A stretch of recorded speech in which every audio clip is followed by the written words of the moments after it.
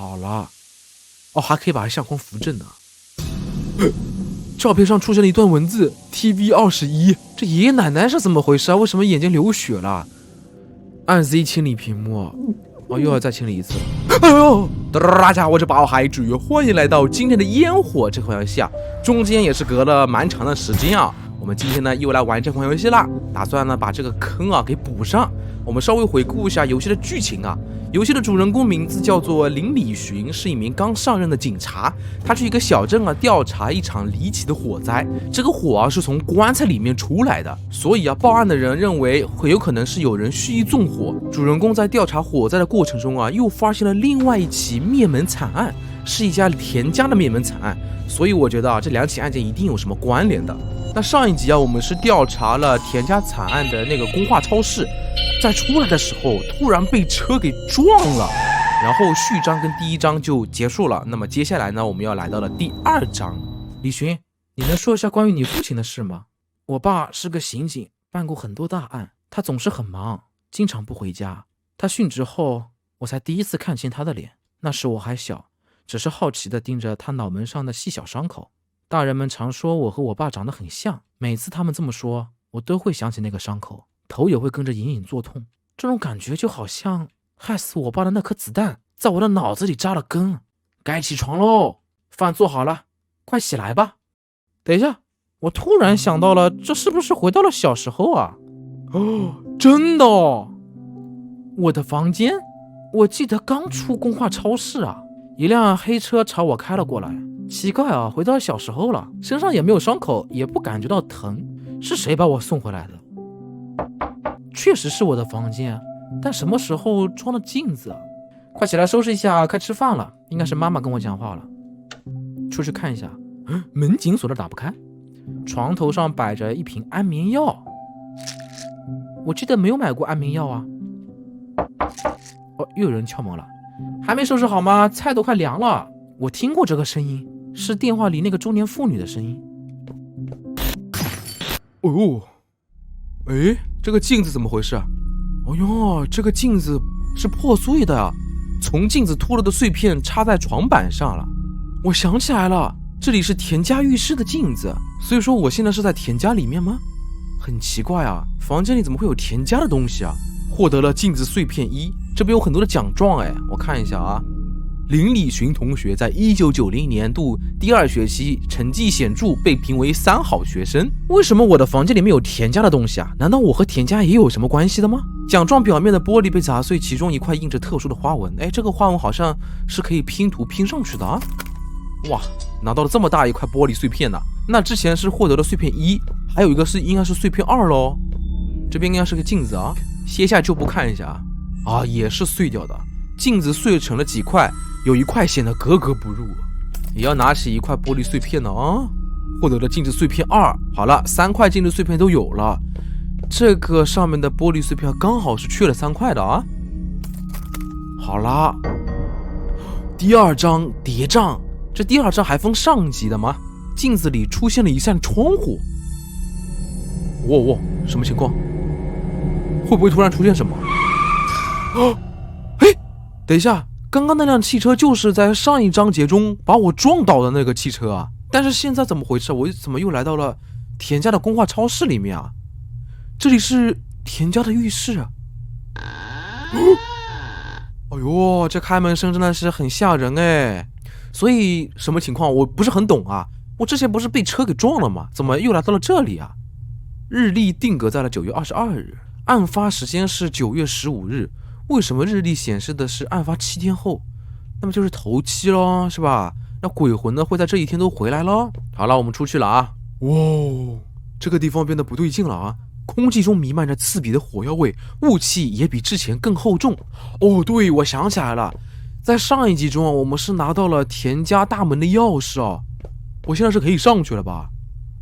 进入案发现场了啊！哦，走喽！这里就是凶杀现场了啊！哎呦，门自动关了啊！这边是什么情况？哎，这边可以直接走进去了。哟，等一下，我们先出去啊！我先调查一下周围，先不要那么快。哎，红伞，这里有个红伞。难道老师也在这里吗？这边还有个日历。我的生日快到了，妈妈说要到城里买一个大蛋糕送给我。这个糕字还是拼音的啊。这边可以走进去吗？可以哎。这里有2扇门，进不去。这里也进不去。那看样子我们要去最左边那个地方了啊。哇，这个地方放着一个遗像吗？这谁呀？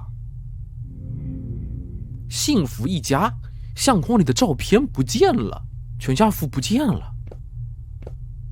电话下压着一张黄纸，回煞，人死后7天魂魄会回到生前住的地方，称回煞。为防止鬼魂迷路，亲人会在家中点蜡烛，魂魄循着蜡烛的位置能找到回家的路。哟，这也就是说墙上这个遗照应该会回来吧。哦，可以看了，蜡烛上刻着4，这边好像还有蜡烛啊，蜡烛上刻着5，难道是1、2、3、4、5按照顺序点燃的吗？我们先找一下1在什么地方好了啊。哦，这个是1，这边是4号蜡烛。墙上挂着一张黑白遗像，遗像一角写着田宇。哦，这就是田宇的遗像是吧？就是田芳芳的爸爸。这个应该是5号蜡烛，把它点燃。那点燃蜡烛的话，这田宇会不会就回来了啊？哦，什么声音？电视机的声音吗？哦，收音机啊！收音机需要调节频道才能接收正常的信号。哦，要开始调节了吗？我先退出看一下，找一下有什么线索。哎，这个信号不会就是蜡烛吧？哎，应该是蜡烛，没错的啊。1号蜡烛比较低，2号和3号蜡烛是同等高度的，4号蜡烛比1号蜡烛高一点点，5号蜡烛是最高的。这收音机的按钮啊都是5个的，刚好对应啊。1号蜡烛应该是最低的，然后4号蜡烛比1号要高一点点，但是比2号和3号要低。收音机正常工作了，可以了，收音机可以了。谁会跟我讲话呢？这什么啊？收音机播放着诡异的诵经声。哇，好恐怖！哎，那边的门开了。哇，这个是念经的声音吗？怎么那么让人头皮发麻呀？我感觉像苍蝇或者蜜蜂的那种声音哦。这门怎么自动开了呀？那边好像还有一个地方，阳台的门锁着，进不去啊。好吧，去这里吧。哎，老师，哎，陈老师，哎，真巧，一晚上碰到2回了。哎呀，这陈老师真好看哦。小同志，你来这里做什么呀？陈老师啊，也许你说的对，田家案可能还有隐情，我会继续调查田家案的。你查到了什么？暂时还没有，不过我会尽力搜查田家。还有啊，这里是案发现场啊，如果你留下了什么痕迹，不太好交代啊，所以啊，我知道了，我会去其他地方，不打扰你。小同志，我看你对案子蛮上心的，之前话说的有点重啊，你别介意。你这个意思是让赶走这个老师了啊？这么漂亮的老师，要不让他留下来跟你一起调查？桌上的饭菜已经腐烂，边上放着一张纸片，哇，这有点恐怖哎！桌上的饭菜已经腐烂了，就说明他们是先做好饭之后才出的事啊，所以说饭菜都烂掉了啊，这个真的有点恐怖啊！我的尸体不会腐烂在泥土里，我会像鸟儿一样死在天空中。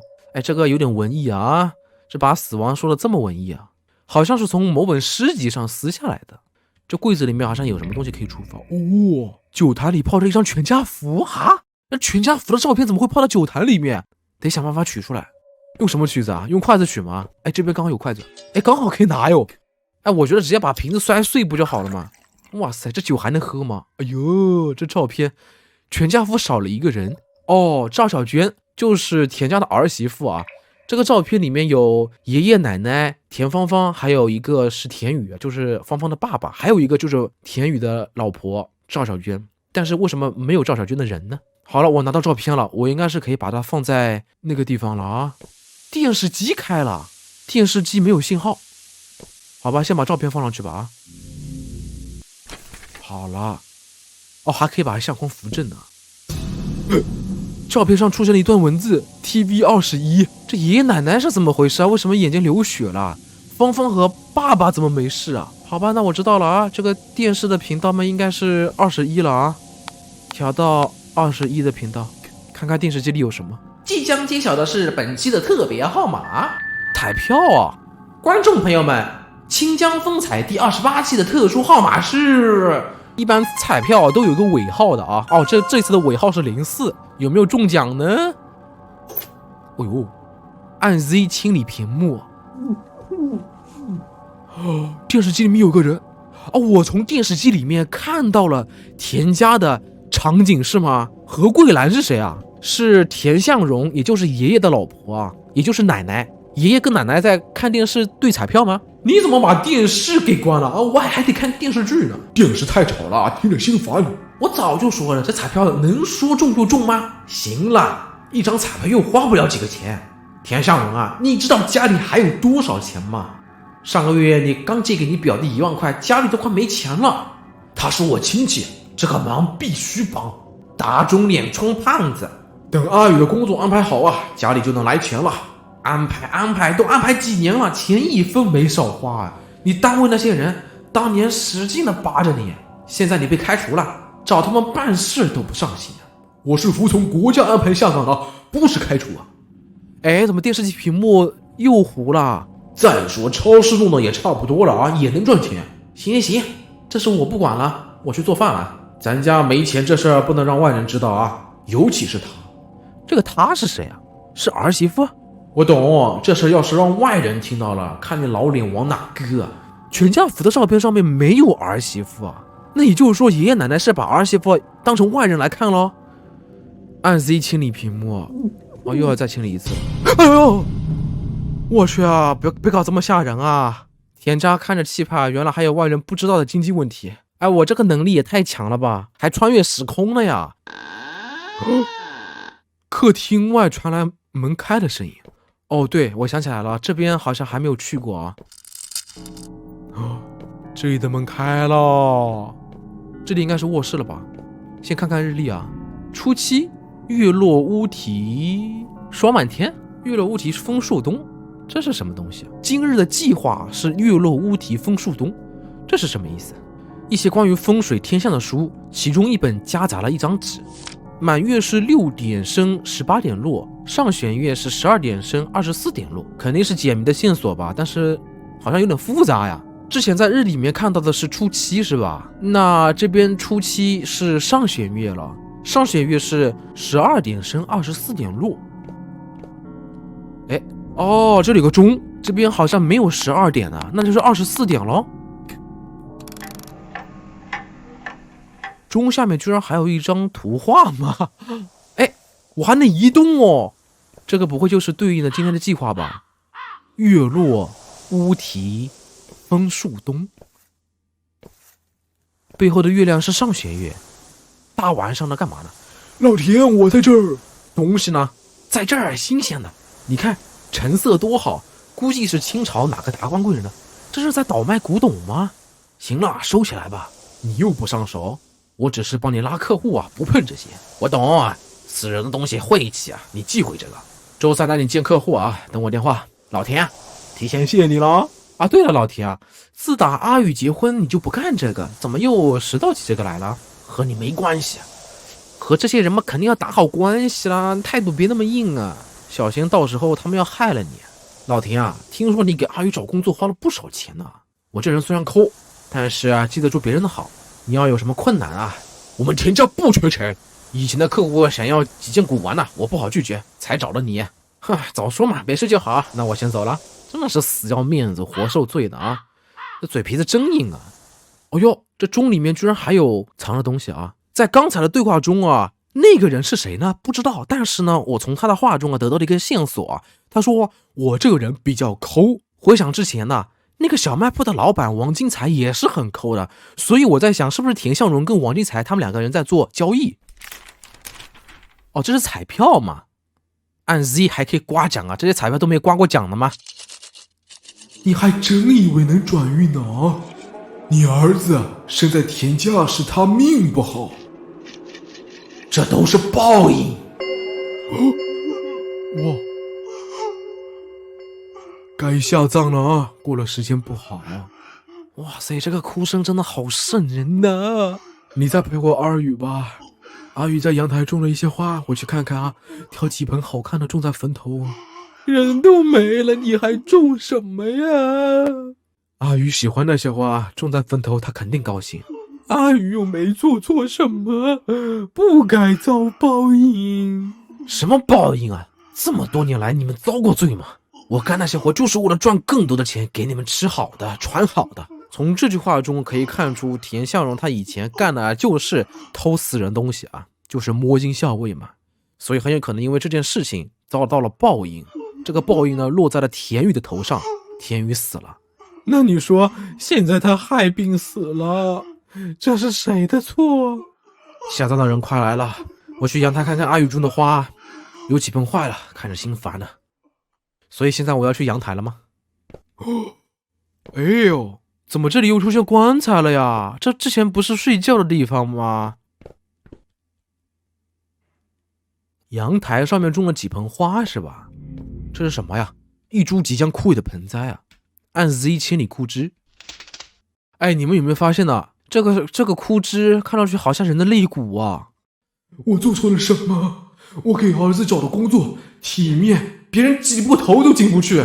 给儿子盖的房子是这一片最气派的，所有人都得仰着头看我们。我从来没做错什么，这全是你的错，叶敬山！你害死了我儿子！所以爷爷跟叶敬山有什么过节呢？爸入秋了，在阳台睡容易着凉。虽然不知道讲话的人是谁啊，但是我能猜到应该是儿媳妇。有毯子不冷。再说你妈整天神神叨叨，听着心烦。芳芳睡着了吗？写完作业就睡了。她有没有说什么？临睡前说想爸爸。她还小，离不开大人。芳芳和你妈最亲，你妈把她当宝贝。我们俩都想看着芳芳长大，你明白吗？爸，我明白。那就好，这段时间多陪陪芳芳。清早一睁眼，楼下全是乌泱乌泱的人，他们啊都仰着头看着咱家，眼里那个羡慕呀。有次我还看到阿宇混在人群里啊，我叫他上来，可是怎么喊他都没反应，看样子是您做梦了啊。如果这是梦该多好啊。果然呢，这个爷爷是死要面子啊，达成了一个成就，负债止偿。这个椅子自己还在摇动啊。哦呦，电话响了。喂，芳芳呀，给你买的衣服喜欢吗？喜欢呀，那就好。奶奶再给你说个好消息，这周六带你去见爸爸。对呀，他回来了，到时穿上新衣服，让爸爸好好看看。带女儿见爸爸，什么意思啊？诶，这墙上的画怎么回事啊？相框里的遗像消失不见了，画了几个音符，所以我们要干嘛呢？出去看一下吧。老师，门上面怎么都是音符啊？陈老师啊，这是怎么回事啊？我也不清楚啊，这里很奇怪啊，房间的布局似乎会不断变化。不过这扇门的花纹我有印象，芳芳有一本日记，封面就是这种花纹，而且这扇门和那本日记一样，都设置了密码锁。或许有什么线索能打开这道门，我去找找。警察同志啊，我能不能一块找？芳芳是我很重视的学生啊，我想知道芳芳一家究竟经历了什么。你想知道什么，我都会尽力解答的。这个小镇可藏不住秘密。嘿嘿，那我第一件就想知道的事情是，你有男朋友吗？哎，老师呢？你不是跟我一起调查吗？老师不在了啊。我记得门上画了音乐符号，说不定这段旋律对应了密码。这是送别的前奏曲，最后那个是高音，在7之后可以理解成8，所以说是5358。好了，密码知道了。这老师是变成了鬼魂，在我脑中跟我一起去调查现场吗？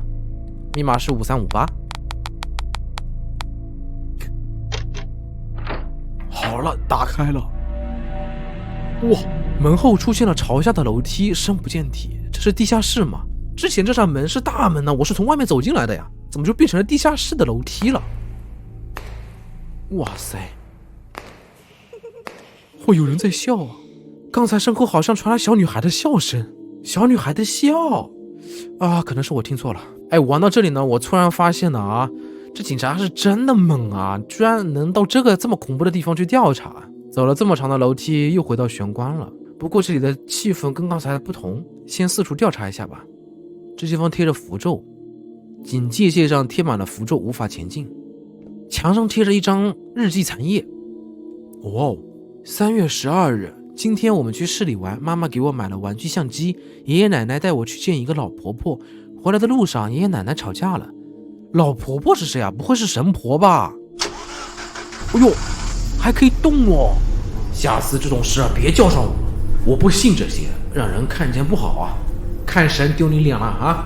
你不就读过几本书，摆什么臭架子？神婆说错了啥？她一算就知道你动过死人的东西，她胡猜的，你信就上套了。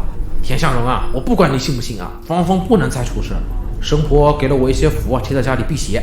还有啊，找时间给你得罪过的人烧点东西啊。我不听这些，不烧，我来弄啊。田向荣啊，你造了孽，还得女人来给你收拾，丢脸不？神婆还说见到阿宇了，她很想念咱们。1星期后去神婆那儿，她能把阿宇叫过来。你要不信就待在家里啊，我带芳芳和儿媳妇去。你们去吧，我不去。哎呀，要见爸爸了呀，肯定会发生恐怖的事情啊！哎，这个地方的门怎么变成一堵墙了？哎，这墙上有相机哦，不会是这个地方是芳芳的内心世界吧？因为这里是日记，是芳芳的日记，而这里是相机，是玩具相机，也是芳芳的东西，所以这里应该是芳芳的内心世界。墙上挂着一个玩具相机。哎呦，这是全家福。第3章谍账中篇。哇，这个谍账还分上中下的呀，那么长。哇，这个应该是芳芳的视角吧，在她的眼里全家人就是这样子的，但是在爷爷奶奶的眼里，他们不把儿媳妇当家人啊。哦，哎，这果然就是芳芳的内心世界啊。好吧，那看样子啊，第2章已经完成了，接下来就是到第3章了啊。那第2章的主题呢，应该是叫做谍账之父债子偿。好吧，那既然已经到达了第3章啊，所以我们第3章的话就下期视频再玩吧啊。